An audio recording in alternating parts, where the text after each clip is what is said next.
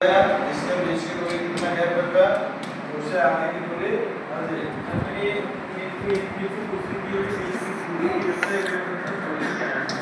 देखिए, मान लीजिए मेरे पास में अभी एक पाइप है, इन पाइपों को जब आप यहाँ लगाओगे तो इसको रोकने के लिए क्या करोगे आप? क्लिप लगाएंगे। एक लेयर पाइप लगाने से क्लिप लगाने से कामयाबी मिलेगी नहीं, 2 जगह से कामयाबी मिलेगी नहीं, 3 जगह से कामयाबी मिलेगी नहीं। 10 फुट की लंबाई है तो इसका बोला आपने मान लो 4 क्लिप लगानी पड़ी है तो 4 क्लिप का मतलब क्या हुआ? 4 शेडल 25 आपने 10 फुट को 4 हिस्सों में बांट दिया, 2.5 फीट 2.5 फुट पर लगाई, 2.5 फुट का कितना एमएम हो गया? 75 आदि एमएम 2.5 फुट का कितना इंच हो गया?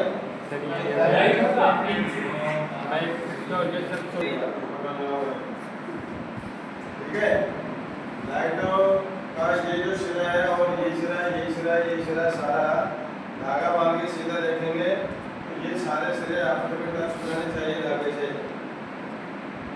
ठीक है, अगर आपकी एक ट्यूब का सिरा इधर ज़्यादा निकल गया, धागे से बाहर निकल रहा है या धागे से पीछे दे रहा है तो ये वायरिंग आपकी गलत मानी जाएगी। वहाँ सीधा है कि मटेरियल चाहे हल्के से हल्का लगा दो, लेकिन जो लोकेशन बनाई है अभी उनका नियम कहता है कि ये जो ट्यूबलाइटें हैं ये छत के साथ चिपकी हुई नहीं होनी चाहिए।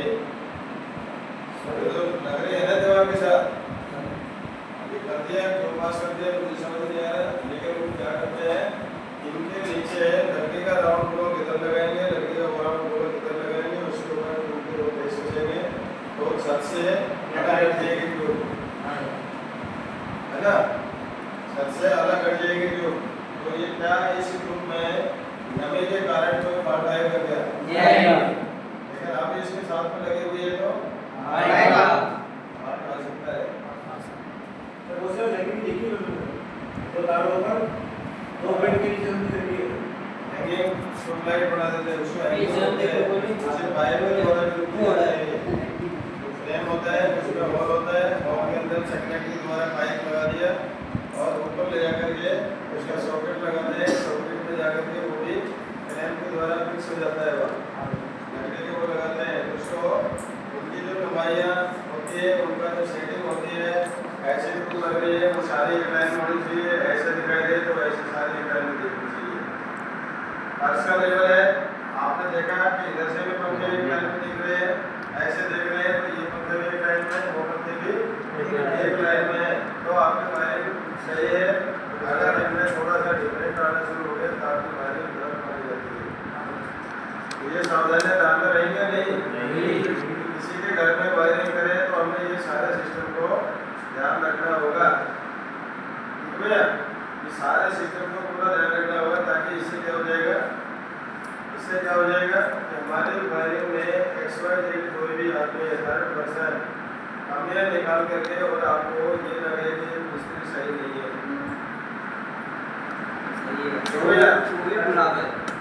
मिस्त्रियों में कंपटीशन होता है, मिस्त्रियों में कंपटीशन होता है। आप उस ऐसे ही नियम से जब काम करोगे आपकी कमी कभी भी आपको ओपन नहीं कर सकते, कोई पीछे रहेगा। लेकिन कमियां कहाँ पर है, जहाँ आप अपने ग्रामीण क्षेत्र से और अपने काम में जो सरकारी डिपार्टमेंट का काम है उनको जो तालमेल मिलाते हैं तो कमियां ऑटोमेटिकली दिखना शुरू हो जाती है। ठीक है, कोई कमियां है और बाकी कुछ नहीं है। हाँ जी, अब हम वायरिंग करते हैं। वायरिंग करने के लिए आपको मैंने 2 रास्ते बताए थे, एक लाइट सर्किट और एक पावर सर्किट। चलिए, वायरिंग को जब हम दीवारों पर करते हैं तो हमें कौन सी सावधानियां ध्यान में रखनी चाहिए? दीवार पर करते हैं, दीवारों के ऊपर वायरिंग करते हैं तो हम कौन सी सावधानियों को ध्यान में रखें? नमी का हाँ जी नमी का सॉकेट फाइल कौन सी कराओगे ऊपर दीवारों के ऊपर की बात कर रहा हूँ ओपन की बात कर रहे हैं भाई दीवारों में तो दब गया तो जल गया भाई उसको तो हमने बताया कि 1 इंच की गहराई अपनी दीवार में खोदनी पड़ती है खुदाई करनी पड़ती है क्योंकि पाइप 1 इंच का है पाइप का 1 इंच का है तो 1 इंच तो हमने जब ईंटें लगी होती है उस समय 1 इंच का खुदाई कर देंगे तो पाइप का लेवल तो ईंटों के बराबर आ गया और मसाला जो है वो ऊपर आ गया पाइप अंदर रह गया और दीवार के मसाले में और उसके ऊपर खड़ा हुआ मसाला को सारा का सारा एक लेवल का हो गया ठीक है अब बात आ रही है ओपन में रखने के लिए पाइप लाइन को दीवारों के ऊपर रखेंगे तो हमें क्या करना है अगर ईंटों की दीवार होगी ईंटों की दीवार होगी तो लकड़ी के बने ब्लॉक यानी कि लकड़ी की गिट्टियां जो होती है इतनी बड़ी लंबाई होती है उसकी और इतने यानी कि 1 इंच लंबाई होती है और 1 इंच चौड़ाई होती है लकड़ी की गिट्टियां क्यों लगा रहे हैं नमी लकड़ी की गिट्टियां लगाओगे फिर उसके ऊपर सैडल करोगे कसोगे पेच के द्वारा तो वो सैडल और पाइप दोनों में क्या हो गया कि पाइप लाइन जो है दीवार से ऊपर उठ जाती है भैया पाइप लाइन ऊपर उठ जाती है उसके बाद नमी आएगी और ये सर्किट कसा जाएगा सॉकेट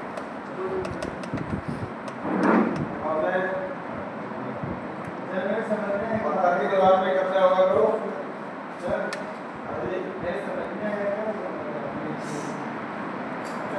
ये समझ में नहीं आया इसको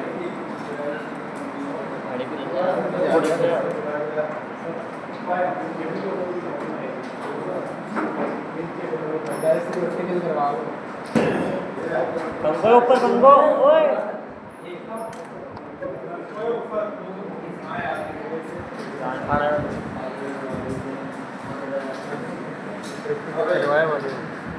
अब इस पाइप को अगर मैं दीवार पर रखना चाहूँगा तो मैं कैसे रखूँगा पहले तो ये बताइए कि ये सर्किल लगा के सर कपलर शेडल शेड्यूल दीवार को ऊपर इसको रोकना होगा और क्या करना होगा शेड्यूल शेड्यूल लगाना पड़ेगा ना अच्छा दीवार को रोकने के लिए क्या करोगे रस्सी से बांध दोगे लकड़ी की गिट्टी आगे की बात समझ में हाँ आगे बात समझ में कौन सा नाम समझ में नहीं आया था ना मारते थे दीवार से ऊपर रखने के लिए मान लो मैं ये लकड़ी का फुटका है इसको इतना काट कर दीवार पे ठोक देता हूँ हाँ कब लगा रहे हैं जब ईंटों की दीवार है इट्टो ये वो लोहे के तो लकड़ी के लगे आगे देखिए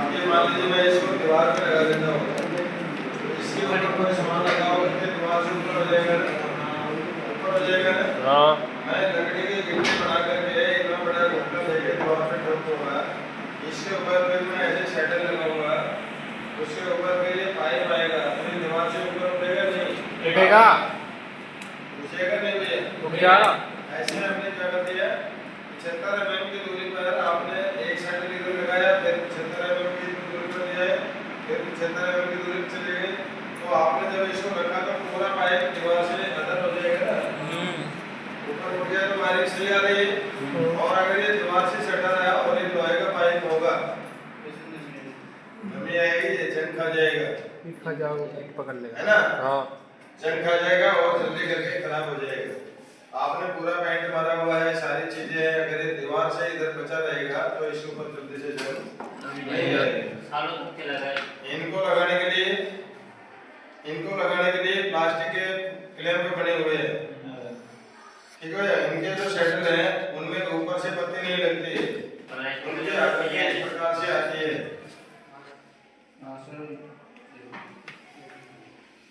ऐसे करके और फिर इस प्रकार से जगह बनी होती है ठीक है, यहाँ पर पेच लगा होगा। अच्छा आपने क्या कर दिया, लोहे की पत्थर की दीवार थी, पत्थर की दीवार थी तो आपने प्लास्टिक की जो गिट्टियाँ आ रही है, प्लास्टिक की गिट्टी का उनको क्या नाम देते हैं, रोल प्लग, क्या बोलते हैं उनको, रोल प्लग।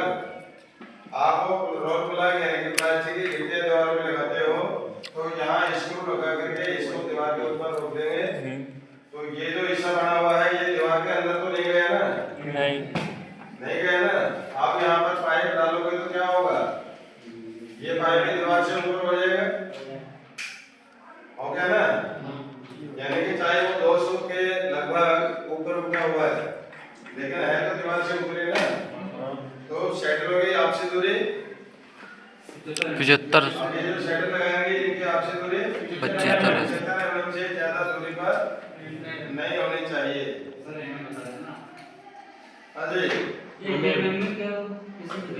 एमएम कैसे पता चलेगा? एमएम 30 इंच से ये 30 mm कैसे क्या रहेगा?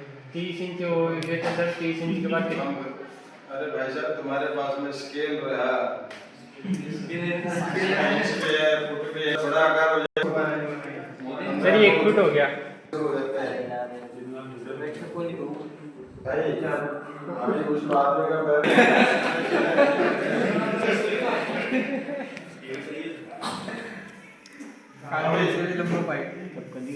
भैया रे आप कुछ आगे बढ़ो। हाँ सर। वायरिंग में 2 प्रकार के सर्किट बताए गए हैं, लाइट सर्किट और पावर सर्किट।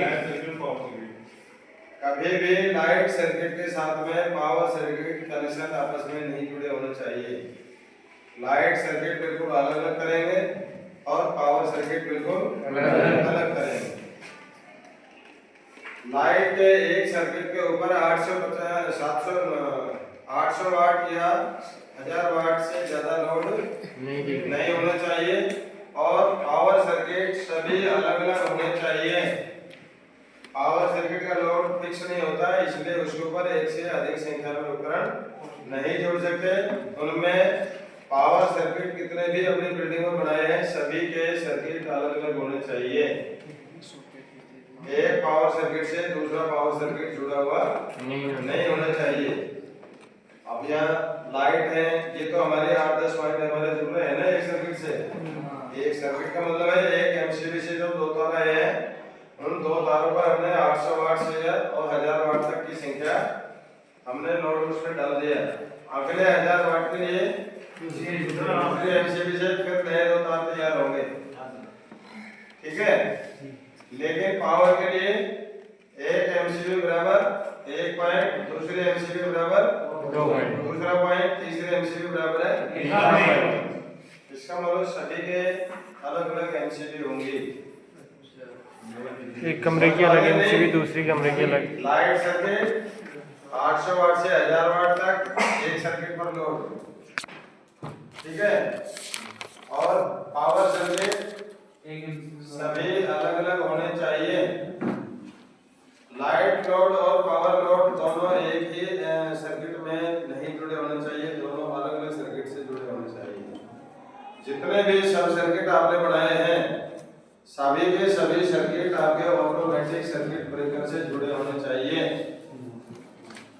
जितने भी आपने सर्किट बनाए हैं, अभी जैसे हम वायरिंग करेंगे तो ये पाइप लाइन में जब हम एक कमरे की वायरिंग करेंगे तो उसके लिए एक एमसीबी, दूसरे कमरे के लिए दूसरी एमसीबी, तीसरे कमरे के लिए तीसरे एमसीबी। इस प्रकार से आपने जितने भी हमारे लाइट सर्किट बनाए हैं वो सारे ऑटोमेटिक सर्किट ब्रेकर से, पावर सर्किट है वो भी ऑटोमेटिक सर्किट ब्रेकर से। एसी लाइन और डीसी लाइन दोनों एक पाइप में से गुजर के नहीं जानी चाहिए। एसी लाइन और डीसी लाइन किसको बोलते हो? DC line. जैसे आपने छत पे छतरी लगा रखी है टीवी चलाने के लिए, तो जो आपकी केबल आई है एंटीना वायर वो आपकी डीसी लाइन पे काम करती है। अगर वो एंटीना वायर आपने पाइप लाइन बिजली की लाइन वाले पाइप में से ही गुजरते हैं। तो आपके जो टीवी में वाइब्रेशन आता रहेगा, चित्र हिलमिल झिलमिल करते रहेंगे, आवाज जो है वो फटी फटी आवाज आएगी। सर वो जो वो विद्युत चलता है ना, वो दोनों का आपस में कॉम्प्रोमाइज में वाला फ्रीक्वेंसी है इसकी। एसी करंट के तारों के चारों तरफ इलेक्ट्रॉन्स घूमते रहते हैं।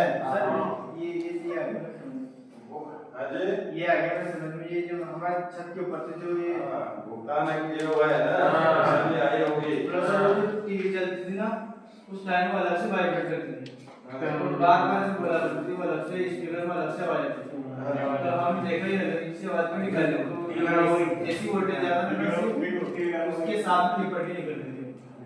तो सोचना पहले समाधान किया तो बंद हो गया। पहले करते थे कहीं जगह कभी देखते हैं तो उसमें केबल डली होती थी, इसका टीवी का प्लग में बोर्ड दिया होता था।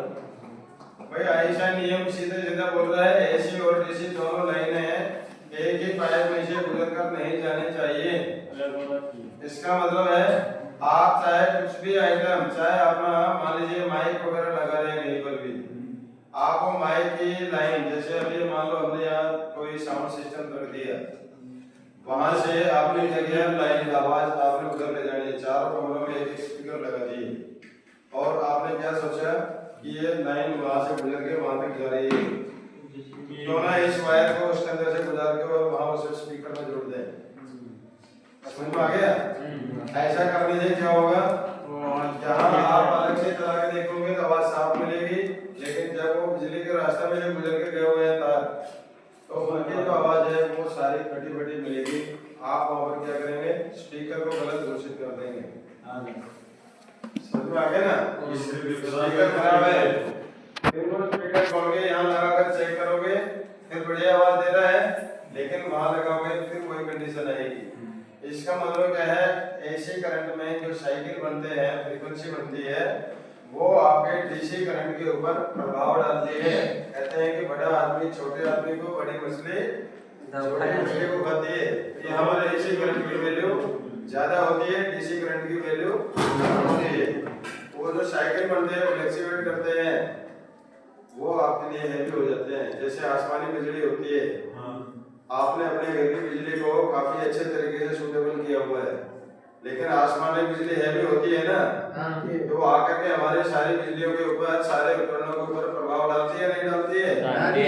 डालती है ना। तो हैवी पावर है, इसलिए कर रही है वो। तो आपका एसी करंट और डीसी करंट भाई साहब एक साथ नहीं चल सकते। ठीक भैया, आपने एसी करंट के लिए अर्थिंग जमीन में बनानी पड़ती है, डीसी करंट में अर्थिंग उसी की बॉडी के ऊपर जो एल्यूमिनियम लगा होता है वही अर्थिंग का काम कर लेता है। इन्वर्टर की देते हैं डीसी की लाइन तक, अजय इन्वर्टर की जो लाइन देते हैं ना वो एसी का। इन्वर्टर की लाइन, हमारे घर में जो इन्वर्टर का वायर है वो एसी करंट का ही वायर है। लाइट बदलने वाली पावर का इन्वर्टर ने काम किया है, एसी सप्लाई अपने अंदर ली है और डीसी में परिवर्तित हुई है, फिर डीसी को उसने एसी में बदला है, फिर एसी मिल रही है आपको। तो इसका मतलब क्या कहेंगे, इन्वर्टर दो काम कर रहा है। कौन कौन सा? Inverter plus converter, inverter plus converter, यानी कि एसी को डीसी में कन्वर्ट कर रहा है और डीसी को एसी में कन्वर्ट कर रहा है। ठीक है भैया, सप्लाई जो आपके उपकरण को मिल रही है वो एसी ही मिलेगी। आप इन पंखों को ये सोचे कि मैं डीसी से चला रहा हूँ, तो ये डीसी से नहीं चलते। बात समझ में आ गया ना? ये डीसी को एसी को डीसी में बदलना और डीसी को एसी में बदलना। हो गया क्लियर? हाँ जी, अब आगे बढ़े। प्रत्येक स्विच, प्रत्येक कंडक्टर ऐसा होना चाहिए जो लाइट के लोड को आसानी से सहन कर सके। किसी भी कंडक्टर पे कोई भी लोड डाला जाता है, उसमें सहन करने की क्षमता है तो उसको यूज कीजिए। अगर वो सहन करने के लायक नहीं है तो आप उसको उस लाइन में नहीं जोड़ेंगे, क्योंकि बिजली के खराब हो सकता है, तो उसमें सहन करने की क्षमता जरूर होनी चाहिए कि बिजली की पावर को सहन कर सकता है। ठीक भैया, सभी कंडक्टर एक साइज के होने चाहिए, सभी कंडक्टर एक साइज के होने चाहिए। आपने स्विच लगाए सारे एक जैसे होने चाहिए, एमसीबी लगाई लाइट के लिए सभी एक जैसे लगाई, क्योंकि सभी का लोड बराबर है तो सभी एमसीबी बराबर होंगे। घर में हमेशा 3 पिन प्लग का काम करना है, प्रयोग करना है। घर में हमेशा 3 पिन प्लग का काम करना है, कभी भी 2 पिन प्लग का काम नहीं करना है। अपने घर से भी जो हमारे उपकरण से होते हैं उनमें जो लीड जोड़ी जाती है वो भी हमारी 3 तारों की बनी हुई होनी चाहिए, 3 कोर लीड। इसमें 3 तारें एक ही पीवीसी में दिखाई देती है, वो आपकी 3 कोर लीड बोली जाती है। और उसमें तीनों तारों में कौन कौन से कलर होंगे? लाल काला लाल काला और हरा। हरे रंग का तार अर्थिंग हमेशा बॉडी पिन में जोड़ा जाता है, चाहे प्लग में है चाहे टॉप में है। ठीक है भैया, चाहे प्लग में है चाहे वो टॉप में है, हरे रंग का तार आपका हमेशा बॉडी पिन में जोड़ा जाता है। उसके बाद में लाल साइड की जो 2 पिनें होती है, किसी एक साइड में रेड किसी एक साइड में ब्लैक। अधिकतर राइट हैंड की तरफ जब आपका प्लग ऐसे लगता है तो हमेशा राइट हैंड की तरफ रेड वायर होती है और लेफ्ट हैंड की तरफ ब्लैक वायर होती है। ठीक भैया, बात यहाँ तक समझ में आ गई? हाँ जी, पूरी वायरिंग करने के पश्चात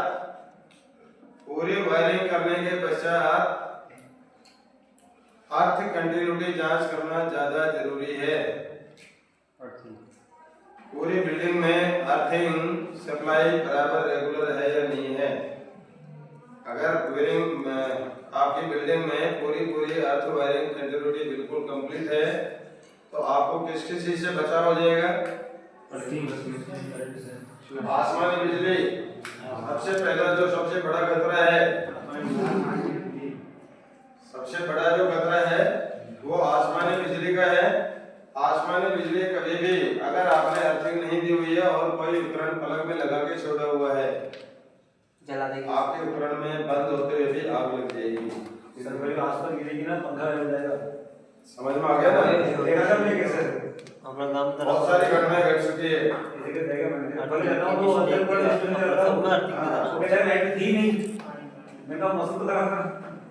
सारी चीजें पता है कि स्विच बंद है, फिर भी आपके बड़े दूसरे उपकरण में एक बार मैं ऐसे मेरे ससुराल में गया हुआ था, मैं जाकर के मुश्किल से चाय पानी नहीं पी पाया था। मौसम खराबी के कारण उन्होंने ब्लैक एंड व्हाइट टीवी होते थे पहले कलर टीवी या एलईडी वगैरह ये सब नहीं था, तो वो टीवी का प्लग लगा के उसमें छोटा हुआ था लेकिन स्विच बंद था।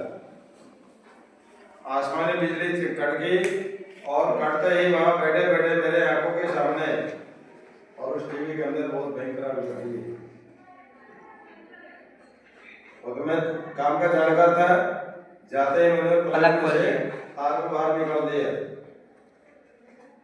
और नहीं निकालता तो पहले टीवी में आग लगी, फिर वो प्लग में लीड में प्लग में आग लगती, फिर वो सीधे पूरी वायरिंग में चली जाती। मैंने जाते ही तुरंत एकदम से प्लग को पकड़ के बाहर निकाल दिया ताकि वो टीवी के अंदर ही आग लग गई। टीवी तो हो गया बेकार, टीवी तो बस्ट हो गया एकदम से, क्योंकि सारे कंपोनेंट्स एकदम से डेड हो गए वो, क्योंकि सारे डीसी करंट के थे ना। डीसी करंट के जो इसके कंपोनेंट्स होते हैं इनमें कुछ परसेंट बिजली परमानेंट स्थायी रहती है। हां सर, जैसे भाई चिन जाए वगैरह, ठीक है ना? कुछ जैसे उसका EST बोली जाती है पार्ट्स। EST का मतलब होता है extra high tension power transformer. तो उसमें 18,000 वोल्ट पैदा होती है। एक बार स्विच ऑन करके बंद कर दो इतनी देर में 18,000 वोल्ट एंट्री तो कर गई, नहीं है। जब कभी आप उसकी बॉडी जो फ्रेम बना होता है जहाँ पिक्चर ट्यूब लगी होती है, आप कभी उस गलती से उस पिक्चर ट्यूब को अगर जाकर के अपने हाथ लगा दिया, पहले दूर से आपको चेतावनी से उनके खड़े होने शुरू हो जाते हैं, तो आवाज हो जाता है भाई साहब यहाँ तो हाई फ्रीक्वेंसी पावर है, हाथ लगा लीजिए। इसके लिए गाड़ी के लिए